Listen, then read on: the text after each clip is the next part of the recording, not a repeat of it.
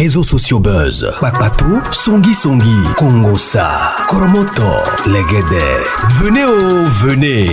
Venez vous informer en temps réel. Écoutez les critiques, les analyses avec Maman Buzz sur réseaux sociaux buzz. Ici, pas de critiques stériles, ni tête ni queue, pas de polémique. Maman Réseau, Maman Buzz de tout le monde est là. Maman Buzz sur réseaux sociaux buzz et Lengue Zangali Passa. Le goût qui n'a pas de concurrent. Elle a sacrifié la chisa de son mari avec le bébé de son mari qui portait cette chisa-là. Parce qu'elle avait fait 18 ans. Elle n'avait pas d'enfant. Mais avant de vous raconter cette histoire, je dois d'abord vous expliquer comment est-ce qu'elle est parvenue à se rencontrer, la dame-là qui est décédée, à se rencontrer avec le monsieur qui était marié avec la dame qui l'a sacrifiée. C'est-à-dire que je dois expliquer d'abord sa situation familiale, l'histoire. D'abord, je dois d'abord commencer par son histoire. D'abord, comment elle est née, comment elle a grandi, comment elle s'était retrouvée à Brazzaville. Parce que la personne qui a sacrifié la Chisa, la propriétaire des maris, elle est brazzavilloise. Elle est du Congo, Brazzaville, ainsi que le monsieur qui fit colonel. Et la personne qui m'a raconté cette histoire, c'est la petite sœur propre de la défense. Et elle aussi, elle ne savait pas que sa grande sœur a été sacrifiée par la Chisa. C'est une très longue histoire dont je nous prie en tout cas de suivre attentivement. Appelez-moi Maman Réseau, appelez-moi Maman Buzz. Alors comme j'avais dit tantôt, si tu veux m'envoyer ton histoire, sens-toi très à l'aise en tout cas de m'écrire avec ces numéros. Et si tu veux me raconter ton histoire, en tout cas, prends le temps d'écrire. Et en tout cas, ne bâcle pas ton histoire. Raconte-moi ton histoire avec beaucoup plus de détails parce que ce sont les détails qui font que vous puissiez tirer beaucoup plus de bénéfices et de très bonnes leçons de la vie. Alors j'explique, la personne qui m'a raconté l'histoire, elle s'appelle Nanou. Sa grande sœur qui est décédée, elle s'appelait Yuyu. Nanou me dit, ses parents sont nés au nombre de 7. Il y a le né qui est décédé, et c'est lui qui était resté comme aîné fils politicien à l'époque de Mobutu. Et tellement qu'il avait des conflits avec Mobutu. Il a été obligé en tout cas de fuir parce que Mobutu lui menaçait à mort. Vous connaissez les politiciens à l'époque de Mobutu, c'était la dictature totale à l'époque de Mobutu. Alors il a été obligé de fuir. Mais quand il a fui, ils étaient au nombre de 7, un qui était décédé, c'était resté au nombre de 6. Et quand lui, il a fui, il est parti avec 4 de ses frères, mais il a laissé leur cadette qui était restée au pays. Et parmi 4 de ses frères, il y avait aussi son père, le papa de Nanou. Ils étaient partis en Europe, ils ont fui en Europe. Arrivé en Europe là-bas, lui, il n'a pas supporté de rester en Europe, il est revenu au pays. En revenant au pays, il s'est marié avec une autre femme et ils ont fait un enfant. Quand ils ont fait un enfant, cet enfant-là a totalisé 6 mois. On a arrêté les papas de Nanou. Nanou, celle qui m'a raconté l'histoire. Et c'est comme ça que quand on l'a arrêté à Kinshasa, c'était toujours à l'époque de Mobutu. On l'a emprisonné maintenant dans la prison de Lubumbashi. Et arrivé à Lubumbashi, là-bas, bon, il a tout fait, non? Il s'est escapé et il ne pouvait plus rentrer à Kinshasa. Il est parti au Bandundu parce qu'il était de la province du Bandundu. Il est congolais, mais précisément quand on demande la tribu, il était de la province d'Ibandundu. Arrivé dans les Bandundu là-bas, tellement qu'il n'y avait rien à faire, il a beaucoup étudié, là-bas il n'y avait pas de travail et tout, il est devenu professeur. Et il a trouvé une école, il a commencé à enseigner. Et dans cette école-là, que le papa de Nanou avait rencontré maintenant la maman de Nanou. Et cette union-là a engendré 4 enfants. Son aîné, la Yuyu, la seconde qui s'appelait Gisèle, et Nanou, la cadette, elle ne m'avait pas donné le nom. Elles étaient au nombre seulement de 4. 4 filles, pas des garçons. Mais elle m'a dit que la cadette, ils étaient jumelles, mais l'une était décédée et ils étaient restés seulement au nombre de 4. Ce qui fait qu'ils étaient au nombre de 4 dans le Bandundu. Et non. Elle a dit, quand elle a rencontré sa maman dans le Bandundu, elle a épousé dans le Bandundu, ils sont partis à Brazzaville. dans la province de Bouemba. Voilà, c'est là où tous étaient nés. Elles sont tous nées à Brazzaville, dans la province de Bouemba. Donc, ceux-là qui sont de Brazzaville reconnaîtront cette province, la province de Bouemba. Il s'est fait que son père a rencontré leur maman dans les Bandundu et l'a amené à Brazzaville. À Brazzaville, ils ont eu à faire tous ses enfants là-bas. Son père a trouvé une Brazzavilloise. Et cette Brazzavilloise, la fille un peu plus jeune que leur maman. Et cette Brazzavilloise-là a commencé à maltraiter leur maman. Ce qui a fait que la maman ne puisse plus supporter cette situation-là. Elle a laissé son mari à Brazzaville. Elle est rentrée à Kinshasa. À Kinshasa, elle n'avait pas de famille. La maman de Nanou n'avait pas de famille. Elle est partie rester chez la cadette de son père. Et par là, tellement qu'elle était choquée par ce qu'elle avait rencontré là-bas à Brazzaville, elle a commencé à tomber malade. Elle était malade aujourd'hui, malade demain, malade. Finalement, elle s'est décidée de rentrer encore à Brazzaville. Et à Brazzaville, elle restait chez la fille de la cadette de son père. Et c'est comme ça que, tellement que la santé menacée, elle a trouvé la mort à Brazzaville. Et on l'a enterrée. Alors, Nanou me dit, elles étaient toutes petites quand leur maman était décédée. Elles étaient vraiment toutes petites. C'est comme ça que son père et cette dame-là étaient encore rentrés à Kinshasa. Quand ils sont rentrés à Kinshasa, ils restaient dans la maison de sa tante-là, la cadette-là. Et il y avait beaucoup de problèmes entre la femme de son père et elle, tellement que quand vous mettez au monde tellement de filles, sa grande sœur avait 12 ans. Un jour, ils se sont battus, la femme de son père et elle. Elle a donné un coup avec on dit quoi? Une planche, hein? Avec une planche là, sous le ventre, dans le bas-ventre. Elle qui n'était pas enceinte, elle qui n'avait pas encore vu ses règles, elle a été obligée d'être ramenée à l'hôpital. Et là, on avait fait une opération, on a enlevé tous les sangs qui étaient bloqués là. Les médecins avaient dit que toute sa vie, elle n'aurait pas d'enfant. La grande sœur, la Youyou, l'aînée là qui a été sacrifiée par la Chiza. Le médecin avait dit qu'elle avait 12 ans parce qu'elle s'était battue avec sa belle-mère, la femme de son père. Les médecins avaient dit qu'en tout cas, elle ne pouvait plus avoir d'enfant. Alors, quand ils sont rentrés là-bas à Kinshasa, la famille de la défunte mère ont dit, toi, si notre fille est décédée, c'est à cause de toi. Par conséquent, on ne peut pas te donner tous les enfants.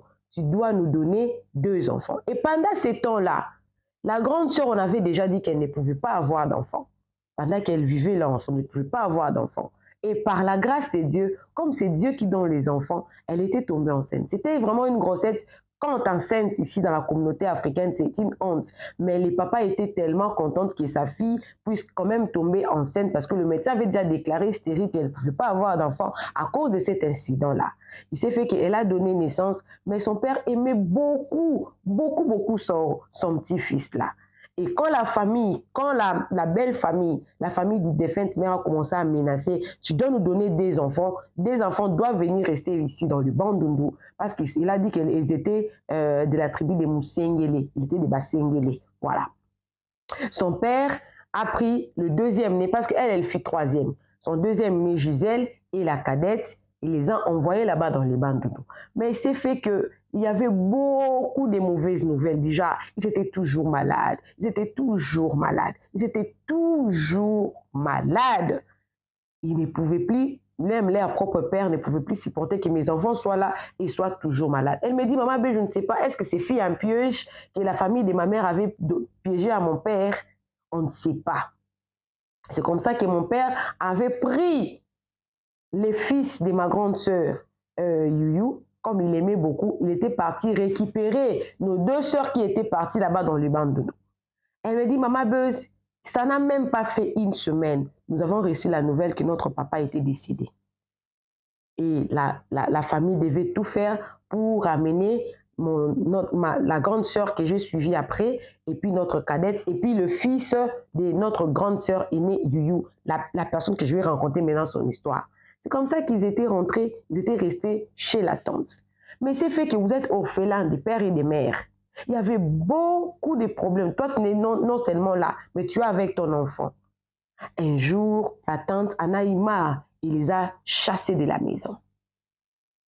Quand il les a chassés de la maison, la voisine d'à côté avait aussi une famille qui habitait l'Europe.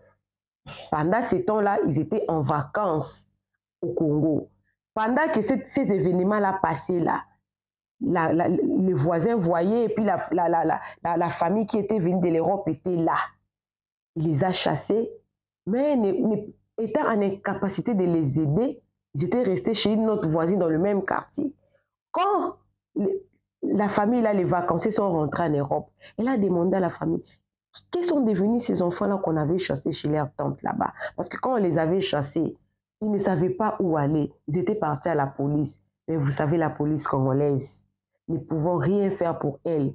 Donc, une voisine de bonne volonté les avait pris toutes les 4 avec l'enfant, les a hébergés. Il s'est fait que quand cette famille-là qui était venue en vacances, dans l'autre vacances, parce qu'il y avait beaucoup de voisins, au Congo, il y a vraiment, quand on vit dans la société comme ça, là, les voisins, ça devient comme une famille et c'est partout, même en Afrique. La maman là, a été touchée par ce qui était passé. Elle a demandé à sa famille, quels sont devenus ces enfants-là qu'on avait chassés auprès de leur tante? Oh non, ils sont là, une autre voisine les avait pris. Ok, comme ça, je vais envoyer l'argent, ils vont trouver la maison. Et c'est comme ça qu'ils avaient envoyé $500. Ils ont trouvé un studio qui louait à l'époque à $50 et ils habitaient ensemble. Et c'est fait que ils ont tout fait, ils ont trouvé, la grande sœur aînée a pu trouver quand même du travail dans un magasin et c'est comme ça avec le travail, avec le petit commerce qu'ils faisaient, ils pouvaient se payer la maison et puis manger. Et par la grâce de Dieu, Gisèle avait trouvé un mari et elle était mariée, elle est partie rester chez elle à Massina, Petro-Congo. Et c'est comme ça qu'ils étaient restés, la grande sœur aînée, elle, Nanou et la cadette. Ils étaient restés dans cette maison-là. Après quelques temps, elle a dit que non, Yuyu, celle qui est décédée, elle a dit que moi, je dois chercher un moyen pour partir en Europe, mais je partirai à partir de Brazzaville. C'est comme ça qu'elle avait laissé son fils avec Nanou et elle est partie à Brazzaville. C'est là que l'histoire commence.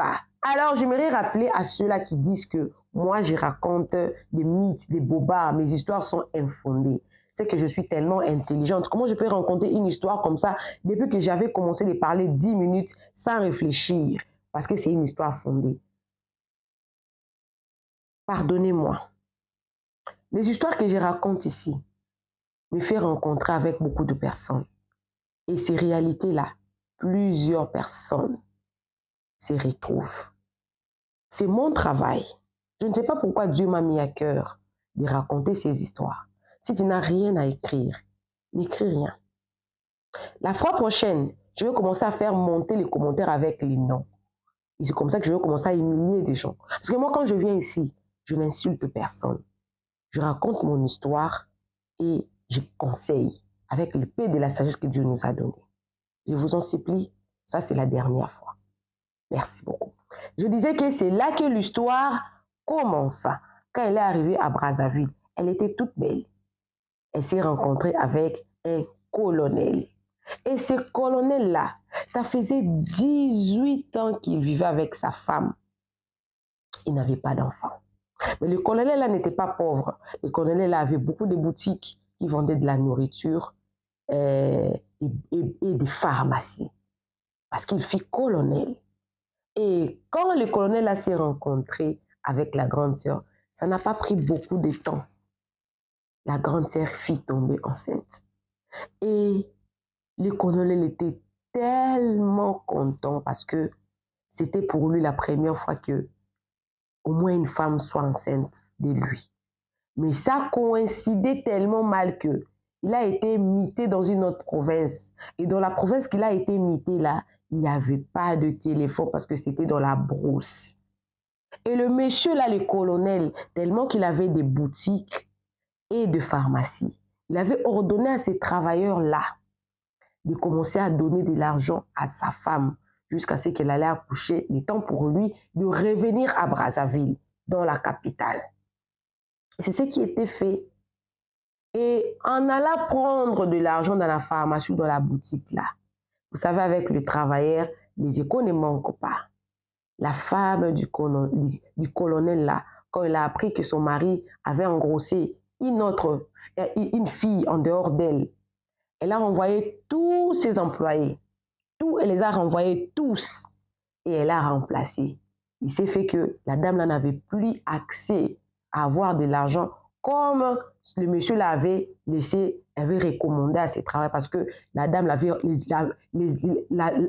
les avait renvoyés tous. Et elle était enceinte de 7 mois quand la femme du colonel avait renvoyé tous les travailleurs. Et c'était devenu difficile pour elle de vivre sa condition. Elle a appelé sa petite sœur Nanou. Voilà.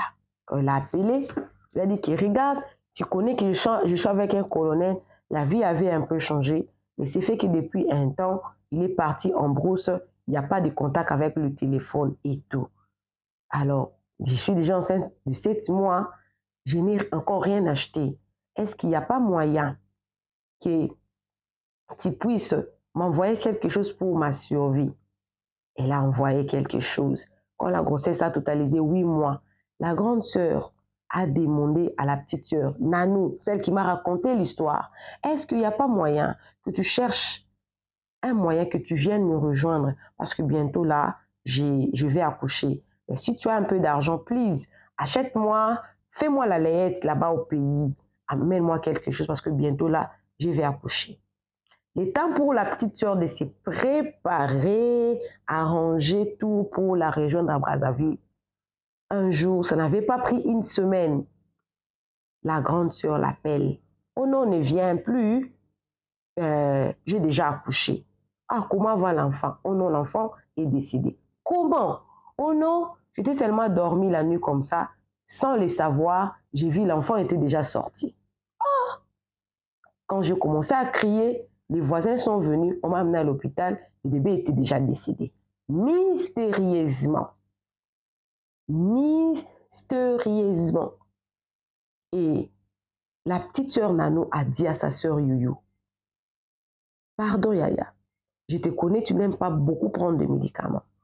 Comme tu venais de faire une fausse couche d'une grossesse de 8 mois, il faut que tu prennes les médicaments, les antibiotiques. C'est pareil comme si tu avais accouché parce que l'enfant est sorti par la voie basse. Et aussi, prends le temps de prendre le thé chaud. La grande sœur a dit, d'accord. Mais il s'est fait que sa sœur, son état de santé ne s'améliorait toujours pas. Elle ne s'améliorait pas. C'est comme ça que la petite sœur avait dit, si ça ne va pas, Yaya, rentre ici. Ici, on va bien s'occuper de toi. La grande sœur a dit, ok, il n'y a pas de problème. Envoie-moi l'argent. Comme ça, demain, je vais prendre, très tôt matin, je prendrai le premier, les canaux rapides pour me ramener. C'était convenu qu'elle allait prendre sa sœur dans le but là vers 9h. Mais à 8h du matin, Nanou reçoit un appel des agents du beach pour dire que ta sœur est tombée ici. Il faut que tu viennes rapidement. Quand elle est venue trouver sa sœur dans un état, en tout cas, elle était en train de prophétiser. Il s'est fait que quand tous les deux parents sont décédés, sa grande sœur elle priait beaucoup. Et en priant là, elle avait un don de prophétie. Malgré qu'elle priait, mais vous regardez la vie de nos chrétiens aujourd'hui, vous priez, mais vous avez des djinns d'à côté. Mais n'empêchez qu'elle puisse garder les dons que Dieu a donnés. Quand elle est arrivée au beach là-bas le matin, la grande sœur a commencé à prophétiser pour elle. Toi, tu seras bien, continue à faire du bien. Dieu va beaucoup te bénir, tu seras bien. Tout le monde était en train de regarder. D'autres étaient même en train de filmer. C'était vers les années 2015. C'est comme ça qu'elle avait amené sa sœur auprès de la petite sœur, Gisèle, celle qui était mariée à Massina. C'est là où elle est restée. Elle avait quand même pris quelques soins. La santé s'était quand même améliorée. Et pendant qu'il vivait, elle dit, il ne s'était pas passé beaucoup de temps. Il y a eu également un homme qui voulait prendre la cadette au mariage. Tellement qu'on ne peut pas marier notre petite sœur, on doit toujours faire recours aux parents. Et ils ne pouvaient plus aussi rentrer auprès de la tante qui les avait chassés. Ils ont demandé recours aux cousins de leur papa, vu que toute la famille de son père était en Europe. Les cousins de son père, là, les mariages étaient chez lui. Pendant le jour du mariage, sa grande sœur, elle était en train d'animer, mais soudainement comme ça, elle était devenue très calme. Et Nanou l'a posé la question parce qu'elle me dit que c'était ma grande sœur, on était vraiment très proches avec elle. Ah, Yaya Youyou, pourquoi est-ce que tu ne fais pas beaucoup de bruit? Qu'est-ce qui ne va pas? J'ai vraiment mal à la tête. Pendant qu'ils étaient en train de parler, le cousin de son père qui fit, on dira, leur oncle paternel, avait amené une infirmière. Elle dit, j'ai écouté que tu disais à Nanou que tu avais mal à la tête. Voici l'infirmière, il pouvait même te piquer pour que tu te sentes mieux. Et on l'avait piquée et elle avait quand même retrouvé sa santé. Comme la fête était finie, lui, elle était restée parce qu'il avait lavé les assiettes et tout. Et Nanou aussi, elle était rentrée chez elle. La grande sœur aussi est rentrée. La grande sœur que Youyou a suivie, elle était rentrée chez elle parce qu'elle était mariée. Youyou également était rentrée chez elle. Et puis, Nanou, c'est la petite sœur de Gisèle. Gisèle, c'est celle qui vient après Youyou. Youyou, c'est l'aîné. Youyou était resté dans la maison de l'oncle pour laver les assiettes le matin. Nanou était rentrée et Gisèle également était rentrée chez elle. Après des jours, on les a appelés pour dire que, en tout cas, ça ne va pas, la santé de votre grande sœur, en tout cas, ça ne va pas. Elle a mal partout, mais précisément dans les bas-ventres. On l'a amenée à l'hôpital. Arrivée à l'hôpital, le médecin a dit qu'elle devait faire les examens, on doit voir l'échographie et tout. Quand ils ont regardé, ils ont vu qu'elle avait une grosse appendicite, on devait déjà opérer. Et la grande sœur était gênée. Déjà, elle vient de Brazzaville, elle est venue avec rien du tout.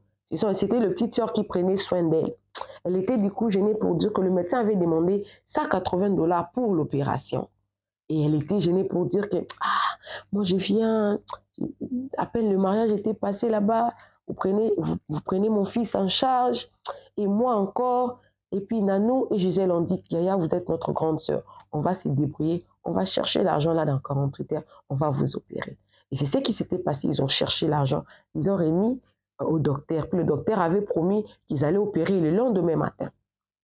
Il s'est fait que Gisèle a dit à Nanou, tu vas dormir à l'hôpital, tu ne peux pas laisser Youyou dormir toute seule à l'hôpital.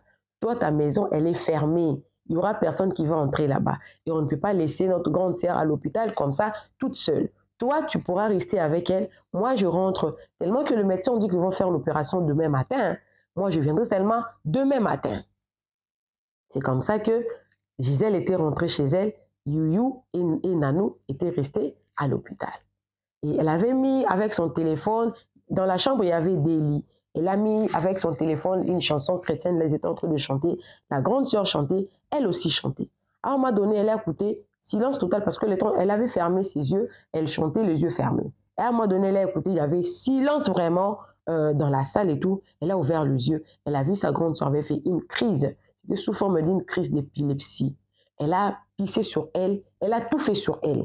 Elle a tout fait sur elle. Et la petite sœur était paniquée. Elle a appelé le docteur, les infirmières, parce que la nuit, les docteurs n'étaient pas des gardes. Elle a appelé les infirmières ont dit que non, ne la touchez pas. Elle est en train de faire une crise d'épilepsie.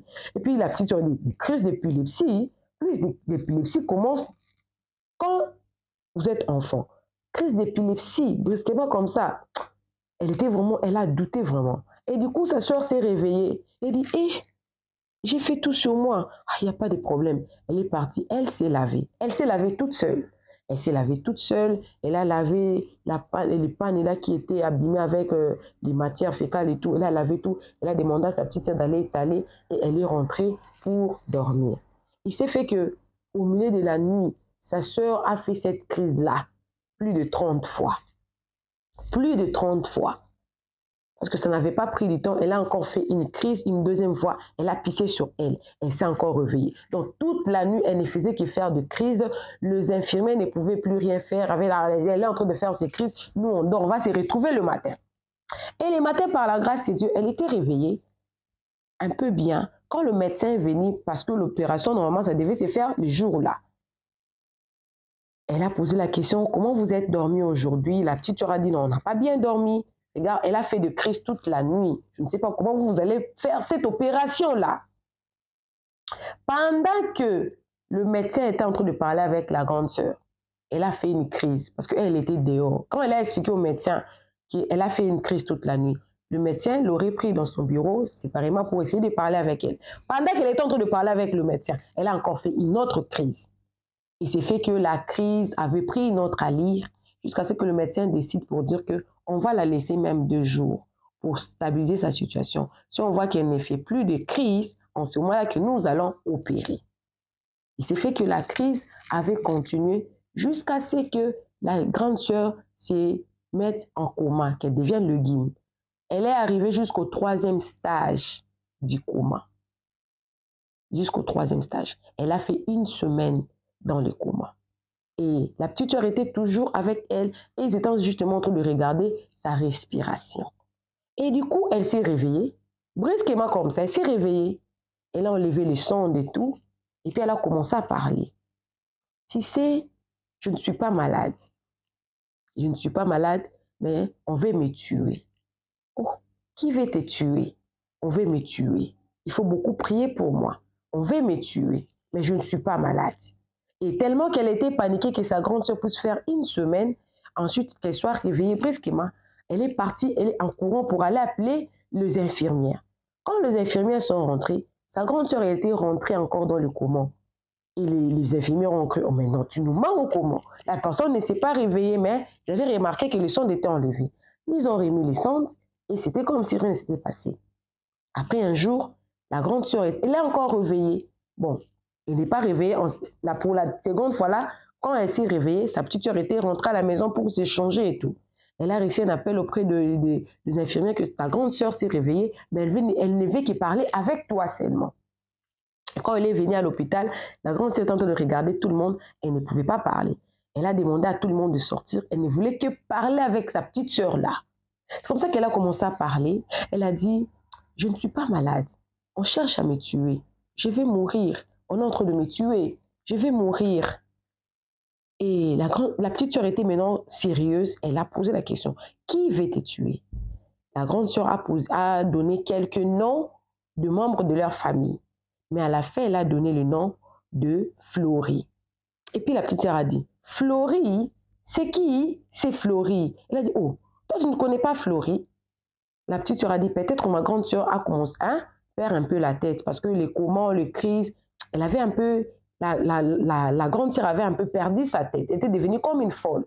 Bon, comme elle ne connaissait pas Florie, elle était restée avec ces noms-là en tête. Ah, Florie. Et quelques temps après, la grande sœur s'est replongée encore dans le coma. C'est comme ça, c'était la dernière fois qu'elle avait parlé, parce qu'après 2 semaines, la grande sœur était décédée. Et dans le deuil là, ils ont fait le deuil. Pendant ces temps-là, le colonel là ne savait pas que sa femme était rentrée au Congo. Il ne savait pas, il ne connaissait rien du tout. Et après le deuil, elle ne pouvait plus rester toute seule à la maison. Elle est partie rester quelques temps chez sa grande sœur à Massina. Il s'est fait qu'en parlant avec la voisine de la grande sœur à Massina, la grande sœur a commencé à lui dire, la voisine là a commencé à lui dire, tu sais, vous devez beaucoup prier, hein, parce que ta grande sœur est morte d'une mort un peu très mystérieuse. Et puis la petite sœur a dit, oui, vraiment c'est très mystérieux, surtout qu'elle est en train de donner le nom d'une certaine Florie.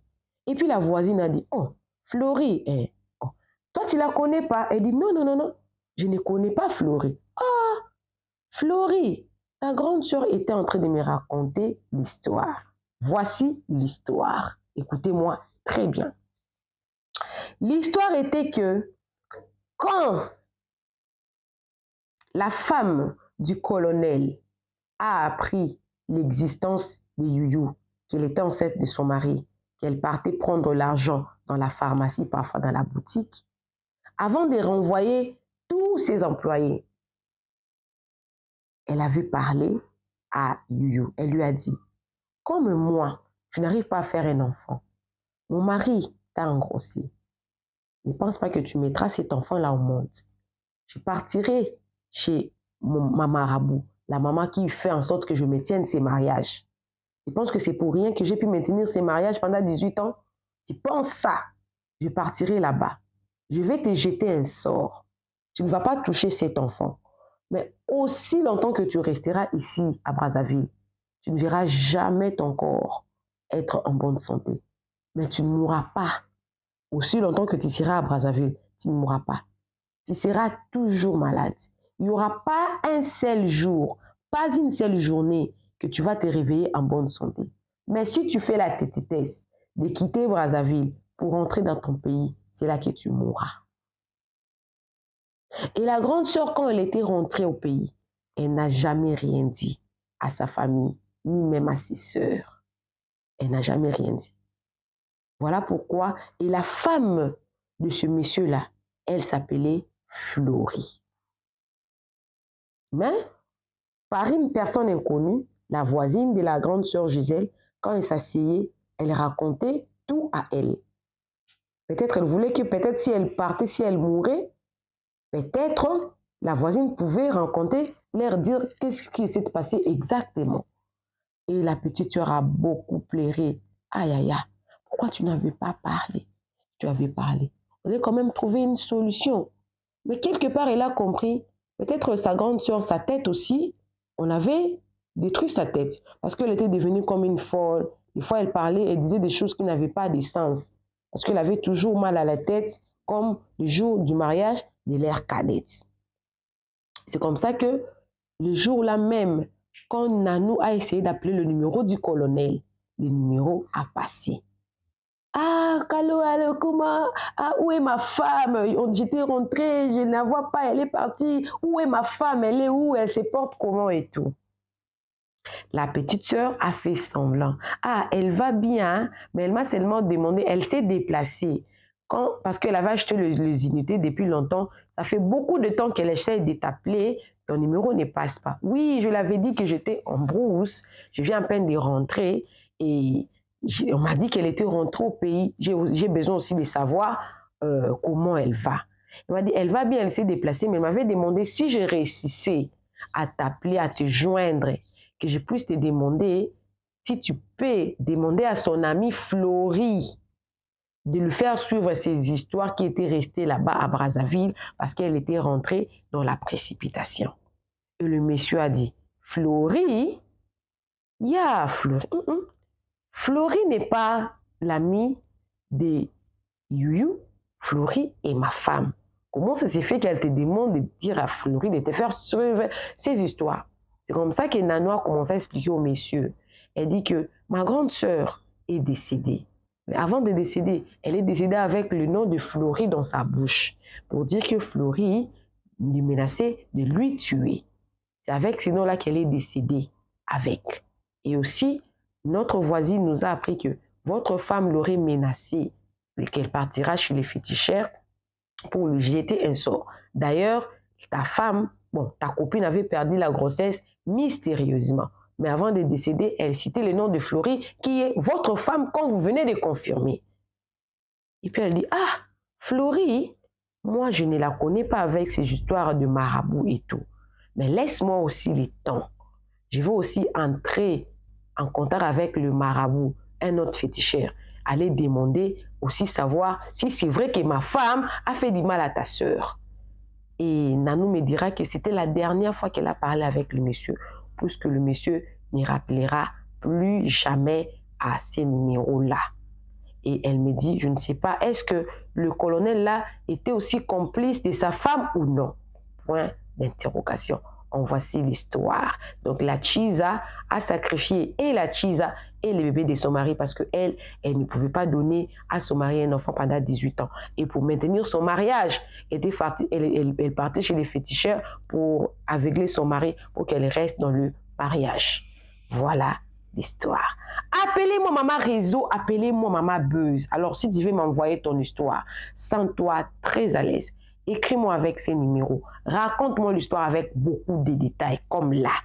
Des détails comme ça là. C'est ce dont j'ai besoin. Faites attention. Faites attention. La grande sœur est décédée parce qu'elle était en faute. Sortir avec un homme marié. Et comment est-ce que la femme du monsieur a pris l'accès? C'est parce qu'il y avait une porte ouverte. Elle était mariée légalement. Les mal l'a atteint parce que devant Dieu, elle était fautive. Elle sortait avec le mari d'autrui. Mais la faute est où? Parce qu'elle avait gardé secret. Si quand elle était rentrée, elle avait dit la vérité à ses sœurs, peut-être aujourd'hui, elle serait en vie. J'avais dit tantôt, la discrétion c'est bien, mais ça dépend de choses que vous devez rester discrète. Même si elle était restée discrète en elle-même, elle pouvait chercher un homme de Dieu pour expliquer ce qui s'était passé. Peut-être on aurait pu quand même sauver sa vie. Voilà l'histoire de Yuyu. Mais comme un conseil, ne sortez pas avec les maris d'autrui. Peu importe qu'ils aient un enfant ou non, ne sortez pas avec. Parce que peu importe ce que vous allez faire, c'est vous qui êtes fautif. Parce que le mari, c'est le mari d'une autre personne. Voilà. On se retrouve prochainement dans une nouvelle vidéo. Que Dieu vous bénisse abondamment. Bisous, bisous. Bye!